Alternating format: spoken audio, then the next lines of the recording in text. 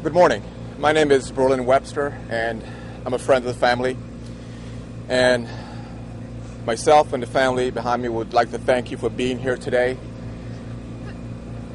Thank you for allowing them the opportunity to share their message with the community, with this country, and even the world. A message that needs to be heard by everyone. And within this message, there is a certain thread they want to share, which is like a thief in the night. This tragedy took these 4 men away from their wives, their mothers, their family, and the people they loved. This tragedy could have been avoided. It was a decision made by one person. Hell yeah. And that's what the main focus of the family here today is, to spread this message that we need to be aware of this decision that was made and it can be prevented. Right now, this family here wants to forgive, but what's happening right now is hurt, pain, confusion, anger. That's going to take some time to settle through. And what's happening happening here right now, they don't want this to happen to anybody else, ever, ever. But I got to say, there's 2 people in this situation that need to be recognized, that are extremely hurt victims. And there's 2. One is 6 months old, and one is 4 years old.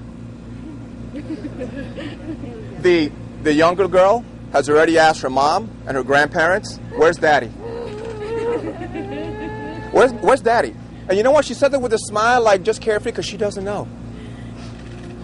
But now the parents and the grandparents have to share this. And the 4-month-old, I can guarantee you that he is going saying, "You know, when I cry, where's that big guy that will pick me up and make me feel better? Where is he? He's not around." And that's something that the mother's going to have to share with her son because of one choice one person made. This morning, Rebecca, who's a cousin of Amy, will be making a statement and sharing thoughts on behalf of Amy, the wife and mother. We also have Anais, who is also a wife of Nathan, who passed away, and the mother of a young child. And we'll also have Sandy, who was married to Roy, and also a mother, and she would like to make a statement.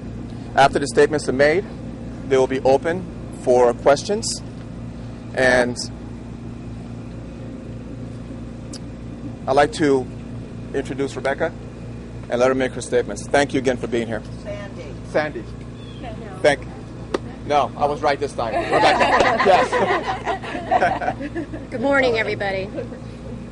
This morning I'm going to be speaking on behalf of my cousin Amy to tell you a little bit about what happened and about her husband Roy and her son Kelly. On July 30th, Roy McConnell Jr., his wife Amy, his son Roy III, wife Sandy, and 4-month-old Roy the fourth, son Nathan, wife Anise, and daughter Kayla, son Kelly, and his longtime girlfriend Celine headed to the beach for a weekend reunion, the first all-family gathering since Kelly's graduation from University High School. On July 31st, after a fantastic day of beach fun and family time, Roy Jr., Roy III, Nathan and Kelly went to a movie to see Predators. They had talked for a couple weeks about seeing it together. On August 1st, about 1 a.m., while they drove back to the rental house from the movies, a drunk driver suddenly ended their lives. His callous, unthinkable action took the lives of 4 wonderful men, leaving behind grieving wives and a girlfriend, 2 fatherless children, 2 mothers, a brother and 3 sisters, 2 grandmothers, a grandfather, a great-grandmother, 2 mother-in-laws, nieces, nephews, cousins, second cousins, and countless other relatives, close friends, business colleagues, church community members, and others. We want to tell you more about these 4 wonderful men lost to us as a result of this one incident of very poor judgment. Roy McConnell Jr. Roy did everything 1,000%. Everything. He didn't just coach youth football. He helped start a new league so more kids in this community in East Orlando could play football.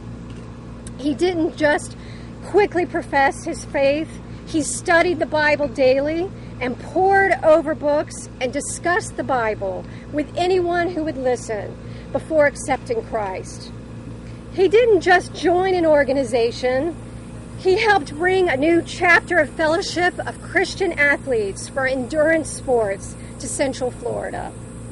He didn't simply exercise after 40. He trained and participated in triathlons, including the Ironman race in 2009. Absolutely. Roy's 1,000% effort extended to his compassion for people. He tithed at church and supported other missions. He used his passion for music and his drumming skills to express his faith.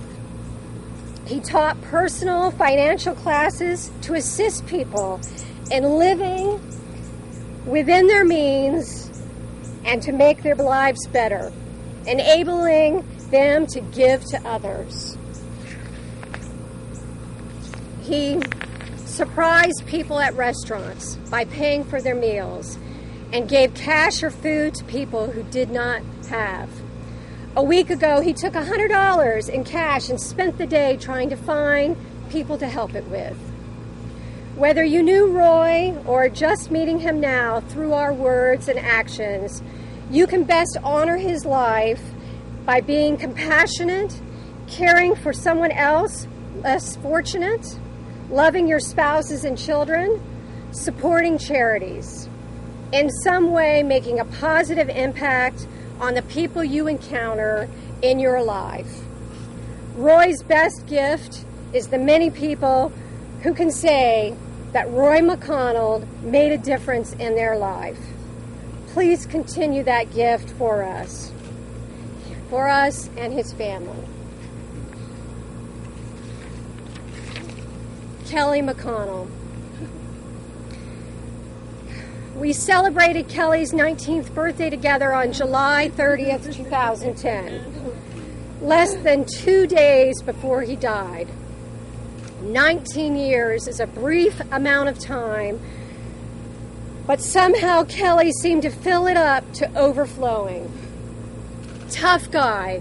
When Kelly was 2 weeks old, his oldest brother, Roy, started playing football. It was football for Kelly, too. From age 6 through high school, he played. Even at 3 years old, he could recite the NFL team names from football card photos. Although he called the Cardinals the Bird and the Hat Cardinals, and the Green Bay Packers the Quackers, he loved football. Kelly moved on to rugby, playing for the University of Miami Rugby Club last year. Smart guy. Kelly was something of a whiz kid at school. A quick learner, became a gifted program student, and then into the International Baccalaureate program in high school. Finally earning 36 hours at the University of Miami in 2 semesters. Hey, Kelly. And another 9 hours at University of Central Florida this summer. He hoped to graduate from University of Miami in 3 years with his undergraduate degree in accounting. Giving guy. When Kelly was about 8 years old, he realized that his mom and dad tithed at church. So he pledged part of his allowance, giving $2 of his $8 allowance every 2 weeks. He carefully considered what program to support each time. The little boy earnestness. He really thought in great detail about what he was doing. That giving became a plan with his girlfriend to give 10% to charity when they graduated from college and got real jobs. It also showed when he took a homeless man into a restaurant to purchase whatever food the man ordered because it was Thanksgiving. Compassionate guy. Kelly loved his mom and dad. He still liked spending time with them and going to art festivals with his mom, exercising with his dad, or just watching TV and sharing his funny and wry comments. Kelly also loved his girlfriend, Celine. She's tightly woven into the fabric of our lives. He selected an outstanding person to love. Kelly also chose wonderful friends who held similar values and ethics. He loved his brothers and his niece and nephew. He showed signs that he would have been a great father. No one can say what Kelly would have done in the future. If you used his past as a gauge of the possibilities, though he would have had a wonderful life, he would have had a wonderful life filled with love, fun, and compassion. Thank you. Denise, are you ready? You want to go? You ready?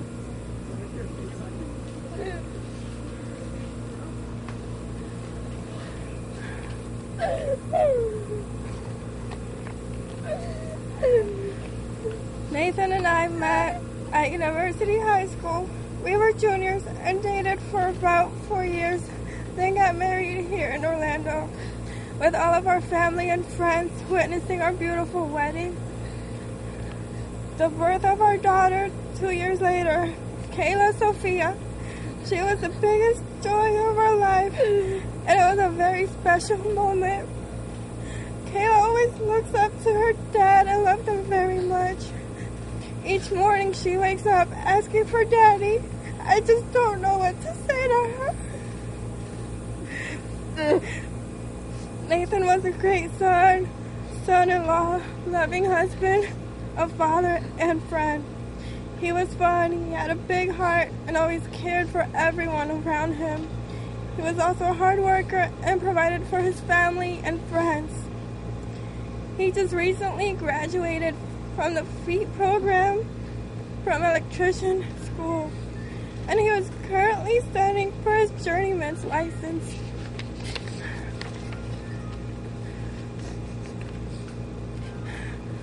We just celebrated our 4th year anniversary 2 weeks ago. We did not do anything special because we knew we had this special family trip planned to celebrate our anniversary and Kelly's birthday and our first time seeing our newborn nephew. I woke up Sunday morning at 4:30, realizing he was not next to me. I went downstairs. I did not see anyone downstairs. I immediately woke up Celine. We woke up Amy and Sandy. We didn't know what was going on. Hours passed. We just sat on the couch, waiting for them to walk through the door. We later saw on the news there was a car accident and 4 people died. We noticed the car was black, but we did not want to think it was their car. Long minutes and seconds passed, and the police had not returned our calls. We called every hospital, everywhere. At 6 a.m. in the morning, the police showed up to the beach house, walking through the door. That's when we realized something was wrong. It was not their time to go. It's too soon. Why were there responsible people on the road? We can't take back this loss of my loving husband, my wonderful father-in-law, and my 2 great brother-in-law. Everyone knows that Nathan was impressed how responsible and mature he was after some challenging teenage years. And I want to thank everyone for their support and prayers.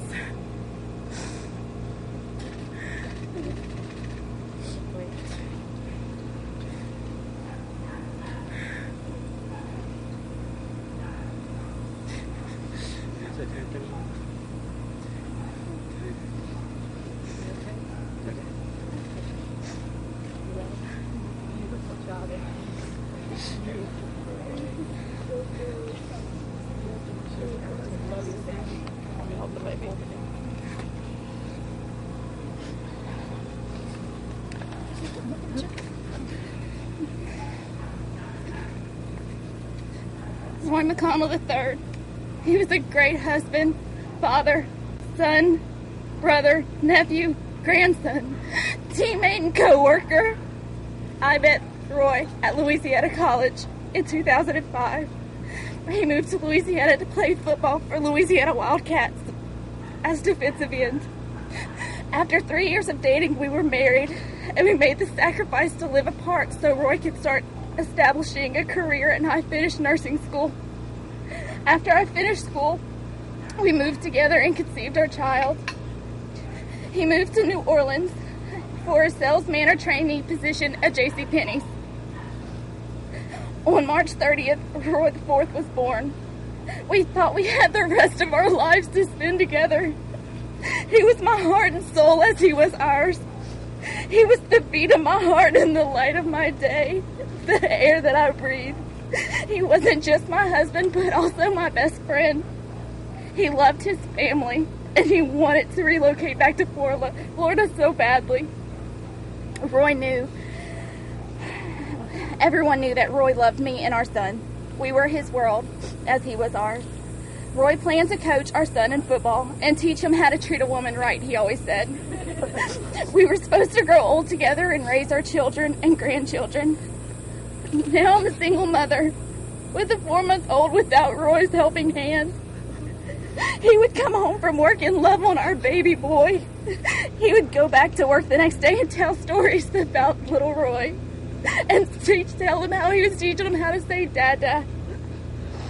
Roy was a hard worker who strived to provide for his family and was always willing to lend a helping hand to those that needed it, a trait that he learned from his dad. Roy never had an enemy. He was laid back, easygoing, and up for anything. This drunk driver didn't just steal the lives from these awesome men, but from their friends and family. This world was a better place with them in it. I still can't believe this has happened. I know that people will drink and drive, but ultimately, this is what can be a result. This could have been any one of you, your spouse, your child, your life. Because of this poor decision and ill judgment, now we are widows and have kids to grow up without their daddies. I hope and pray that the next time that you go to drink and drive, that you stop and think about this tragedy. For me, all I can say is prayers, family, and the strength of Roy's spirit is providing me.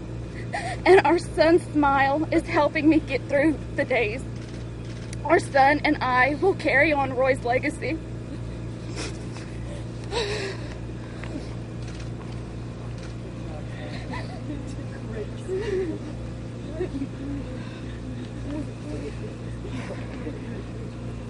The family now is open for any questions you may have and answering to the point where they're able to do so. So please, if anybody has any questions, you can direct them to any of the 3 wives and 1 girlfriend, the 4 wives basically, and they'll be glad to answer your questions.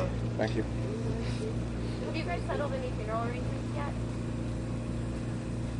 Actually, we're in the process of doing that at the moment. Nothing is finalized, and that is still in the works. So it'll be something either today or tomorrow when we'll have another family meeting and we'll have those details done. Do you have the bank account set up yet? Yes, that's also, I was going to mention that before we ended. It's with Bank of America, and the paperwork is being processed right now, so hopefully by the time this airs, it will be established. So it'll be through Bank of America under the family name. I know it's only been 48 hours. Can someone talk about the support you've gotten since then, or I know the faith community, the church in Avita, or UCF family, or just friends? how much support you've had in the last 48 hours? Celine, what's your...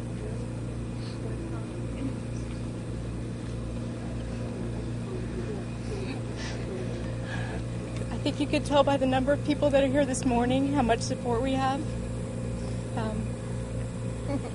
Our family, friends, work colleagues, my UCF family, my University of Caroline Methodist Church family, people we haven't heard from in years. I've heard stories from as far away as Pennsylvania, other people on the West Coast where this happened. Guys, the best part about my guys was they were really, really great guys. Yes, they were. And everybody who met them knew they were really, really great guys. And now even hearing their story, people will know how special they are. So, thank goodness we have the support we have. I can't imagine what we would do without it. Have you even had time to think about this young man who did this, who made that decision that night, or any message you want to send? I think I would just say that everybody has their own feelings and their processes to work through about what happened. I would just say my husband Roy had extremely strong faith, and part of that faith was forgiveness. And I would hope that at some point we could all work toward that. But that's a different process for everybody, so I don't at all mean to speak for everyone. Just that we want to honor our guys, and I think personally it would be tragic if we let that young man's decision continue to affect us in a negative way. And I think, I don't want to speak for the girls, but I think we want to be as positive as we can, that there are things that will happen that we don't even know about yet that will show why something tragic happened in the first place and what can come of that. If you could see one thing come out of what all of you have suffered, what would you like that to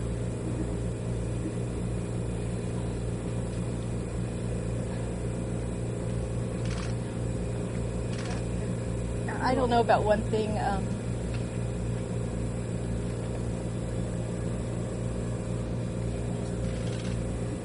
I would hate for anyone else to ever have to bear this type of tragedy.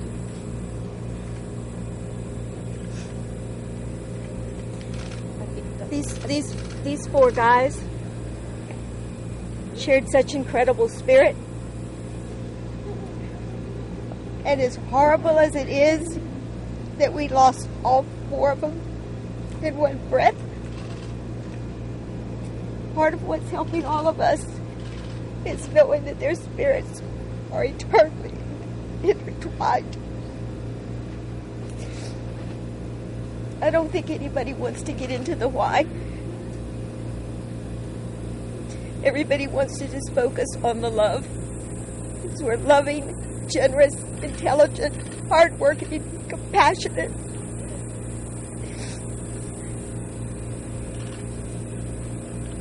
Tall and handsome men. Very. And you see, these people here, we just represent such a tiny, tiny portion of everybody who's been affected by them and their lives. I'm Amy's mom. Celine? I wasn't really prepared to talk, but all I have to say is Kelly was a really, really great guy. He was so mature for his age. He wasn't like other 18-year-olds. He just didn't have one bad bone in his body. He had his whole future planned. We had it planned. I just can't believe this has happened for me. It's still not real. It still hasn't hit. I feel like he's going to come home from Miami, anytime. But just everyone think of him, because he was really a good guy. He was.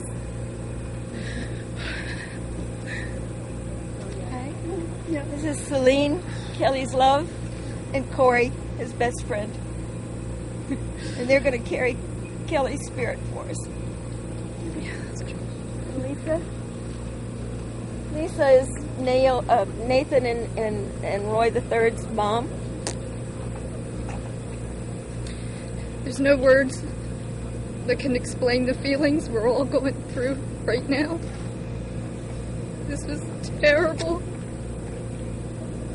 But all these men were wonderful, beautiful people. Deep breath. Deep breath, baby. Deep breath. There you go. There you go. No words. There's no words. There's no words except just God, please protect all of them. And please give us strength.